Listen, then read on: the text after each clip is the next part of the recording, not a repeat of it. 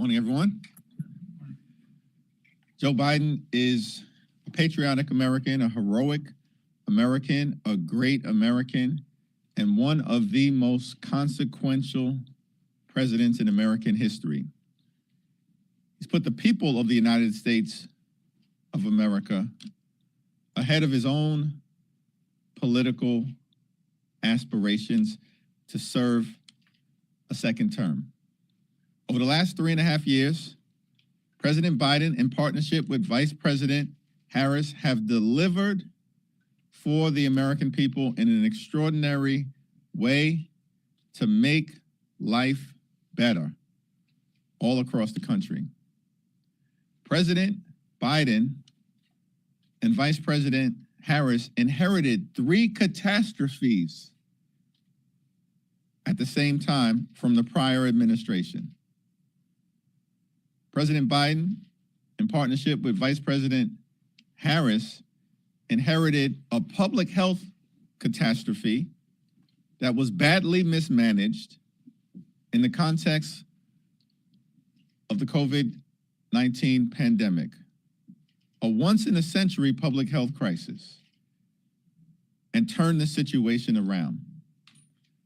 President Biden and Vice President Harris inherited an economic catastrophe that resulted from the shutdown of the economy, and together avoided a recession and have turned the situation around to move us in the right direction, including through the creation of more than 15 million good-paying jobs. President Biden and Vice President Harris inherited a democracy crisis, taking office only 2 weeks after the January 6th violent insurrection, where a violent mob of individuals tried to halt the peaceful transfer of power in a way that never before had occurred in the United States of America. President Biden and Vice President Harris inherited a public health catastrophe, an economic catastrophe, and a democracy catastrophe at the same time. And under the leadership of President Biden, in partnership with Vice President Harris, House Democrats and Senate Democrats have turned things around in order to create a brighter future for the American people. That's the Democratic track record. Extreme MAGA Republicans have been in the majority for over 18 months. Can anyone name a single thing that extreme MAGA Republicans in the House have done in order to make life better for the American people? A single thing that they have done. You can't. As many House Republicans, like the distinguished gentleman from Texas, the Honorable Chip Roy, have pointed out, you can't name a single thing that extreme MAGA Republicans have done on their own to make life better for the American people. They are incapable of governing. And so there's a big difference between the leadership of President Biden, Vice President Harris, House Democrats, and Senate Democrats, and the chaos, dysfunction, and extremism that we've consistently seen from House Republicans. Questions? Thank you. Considering the demonstrations that we saw outside the building and everything, many of these folks associate with the left wing of your party. Talk about that divide and how Republicans would use that as politics against Democrats. And moreover, there were only, I think, 23 arrests here, grand total, Capitol Police and elsewhere. Should the District of Columbia U.S. Attorney be trying to prosecute these folks more forcefully? Should that be an issue that maybe that there aren't more prosecutions? It's not clear to me that any of the protesters associate with the left wing of the Democratic Party, when these are individuals who have been aggressively protesting members of the House Democratic Caucus every week, every month, year after year from October 7th in connection with our support for the special relationship between the United States and Israel. So that's a factual assumption that is inaccurate.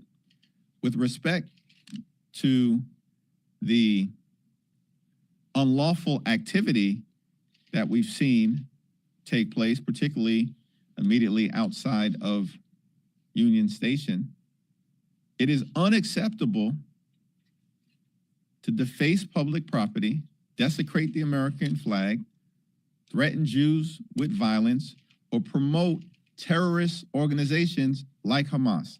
Unacceptable. Anyone who engages in that activity should be held accountable to the full extent of the law. Not that complicated. Thank you, Mr. Leader. So I spoke with House Dems who boycotted Netanyahu's speech yesterday, and they stated that instead of Netanyahu speaking to Congress, he should be engaging in a ceasefire deal. So what do you make of the fact that the Prime Minister didn't really talk about a ceasefire during the speech, given that nearly 40,000 Palestinians have been killed and hostages are still being held captive? It is my hope and expectation that in the conversations that the Prime Minister has today with both President Biden and Vice President Harris, that a major topic of the conversation will be the Biden-Harris peace plan that calls for, of course, the defeat of Hamas, the freeing of the hostages who have now been held in horrific conditions for close to 300 days, including American citizens, alongside Israeli citizens, and for the immediate surging of humanitarian assistance into Gaza to help out civilians who have been in harm's way through no fault of their own.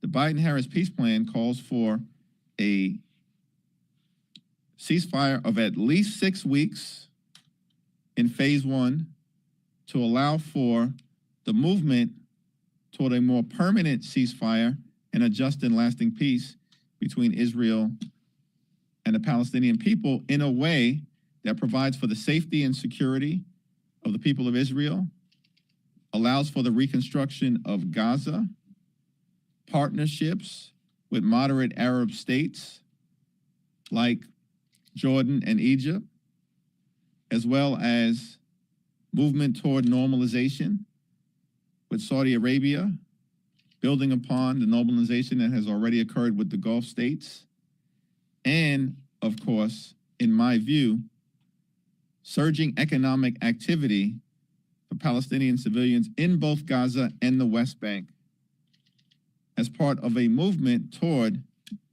ensuring we can get to the just and lasting peace that every reasonable person in the world should want to see in the Middle East. Thank you. Thank you. Third row. Thank you, Leader. So my question is about Vice President Kamala Harris becoming the likely nominee. Some of your frontliners say that they're not sure how she might perform in some of these swing districts. She has a short amount of time to introduce herself. Are you having any conversations with any of your frontliners, and what's your response to them being a little bit hesitant on maybe how she'll impact down ballot? What we've seen over the last few days is that the American people all across the land have been excited, enthusiastic, and energized by the candidacy of Vice President Harris. Vice President Harris has a vision that is designed to lower costs for everyday Americans, grow the middle class, end price gouging, defend democracy, and protect reproductive freedom. Those are issues that are going to excite Democrats, but also, in my view, help move independents and swing voters in our direction as compared to the chaos, the dysfunction, and the extremism that we see on the other side of the aisle. Extreme MAGA Republicans are running away from their agenda because it's so deeply unpopular to the American people. The American people want no part of Trump's Project 2025, which is about total control over the lives of the American people by extreme MAGA Republicans. That's what Trump's Project 2025 is about. Total control over your life. We're all about freedom. Extreme MAGA Republicans want a nationwide abortion ban. Vice President Harris and Democrats believe in a woman's freedom to make her own reproductive health care decisions. Donald Trump and the extreme MAGA Republicans want to end Social Security and Medicare as we know it. Vice President Harris and Democrats in the House and the Senate want to protect and strengthen Social Security. These are the issues that are going to be important in our congressional districts all across the country, in the Senate races, and the issues that will be before the American people in November. I am confident that Vice President Harris is on the right side of each and every one of those issues. Back row. Thanks. So leading up to this decision by President Biden, there were many members, especially some from safe seats, who really wanted Biden to stay in the race. How, now that we see the outcome, how are you addressing some perhaps hurt feelings or challenges with those members who are still upset with how this whole process? I haven't had a single conversation with a member of the House Democratic Caucus who has expressed that they are upset with what has unfolded. We are all disappointed in the fact, in my view, that up until this point, the tremendous track record of accomplishment led by President Joe Biden hasn't necessarily been fully felt by the American people, but that often occurs.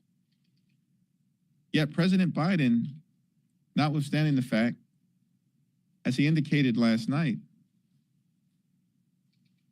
was ready to make his case to the American people, decided in a selfless way to pass the torch to the next generation of Democrats led by Vice President Harris. We are unified. The other side is falling apart. Extreme MAGA Republicans are having a complete and total meltdown. They're lying about Trump's Project 2025. They're lying about reproductive freedom and their intentions to impose a nationwide abortion ban. And they're lying about their desire to end Social Security and Medicare as we know it. Why are they lying? Because they're in free fall. Their agenda is unpopular. Their presidential nominee is the oldest in American history from a modern political party. And their vice presidential nominee is falling apart and crumbling right in front of us. Why was this guy selected? I'm confused. What does he add? What value does this guy add? Extreme MAGA Republicans are asking themselves that question right now. They're falling apart. Not that we're celebrating. They're falling apart. We're going to continue to put people over politics, fight for the things that matter, like lower housing costs, ending price gouging, growing the middle class, defending democracy, and fighting for reproductive freedom. The Senate voted earlier this week on a bill that would enable victims of non-consensual, sexually explicit deepfakes to be able to sue the perpetrators. Later on today, they're going to vote to advance two child online safety bills. There's not been much progress over on this side on these issues. They're issues that are really, really important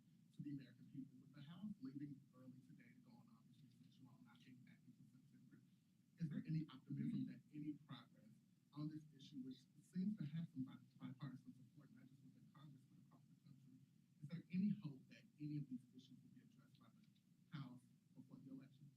House Democrats are going to continue to focus on trying to find bipartisan common ground with our Republican colleagues on any issue in order to make life better for the American people. That is what we have repeatedly done throughout this entire Congress. We believe that our job as members of Congress and representatives of the American people is to solve problems for hard-working American taxpayers and deliver real results. That's the House Democratic Caucus track record. The problem we confront is that the other side is all about chaos, dysfunction, and extremism. They are lying to the American people. We have a single legislative item that is on the floor today. Is it designed to address inflation? No. Is it designed to lower housing costs? No. Is it designed to help address challenges at the border? No. What is it? It's a fake and fraudulent resolution cooked up, I think, by one of the representatives from New York. Continues to embarrass herself regularly. That lies about the vice president. She was never assigned the position of border czar. They're making that up because extreme MAGA Republicans are in full meltdown. They're reeling. They don't know what to do. And they lack an affirmative agenda.